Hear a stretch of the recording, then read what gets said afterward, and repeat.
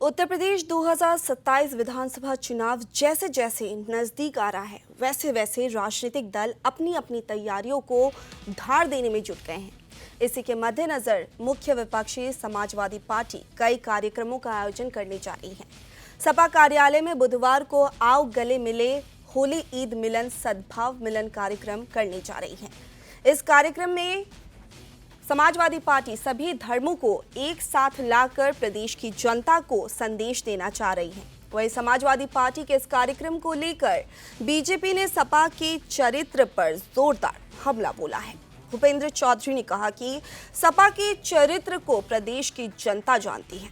सपा विशुद्ध जातिवादी और सांप्रदायिक पार्टी है। सपा का इतिहास रहा है कि उन्होंने हमेशा समाज को जातीय, भाषा और धार्मिक आधार पर बंटवारा करते रहे हैं। वो लोगों को गुमराह करने का काम कर रहे हैं। बिल केवल आम आदमी के हितों के लिए है।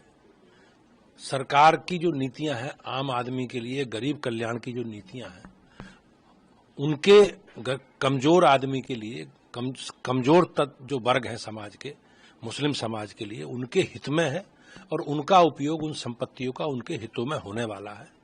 केवल भूमाफियाओं को और कुछ राजनीतिक दल इसमें अपनी राजनीतिक संभावना देखने की कोशिश कर रहे हैं, लेकिन मैं जिम्मेवारी के साथ कह सकता हूं कि सरकार की बहुत ऐतिहासिक पहल है और समाज सरकार के साथ खड़ा है।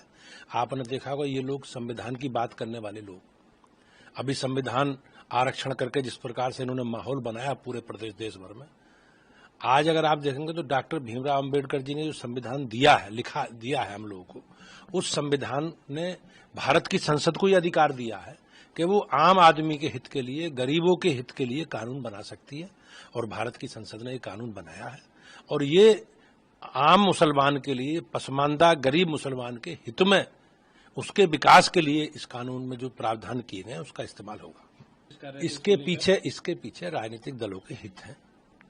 वो समाज में जाति, भाषा के नाम पर, धार्मिक आधार पर टकराव पैदा करके अपना राजनीतिक एजेंडा सेट करते रहे और जिस प्रकार से ममता बनर्जी है या विपक्षों के लोग हैं, ये मुसलमानों को एक वोट बैंक के रूप में देखते हैं, तो इनका मुसलमानों में भय का वातावरण पैदा करके एक नेगेटिव प्रचार करके ये लोग अपना राजनीतिक एजेंडा सेट करते रहे।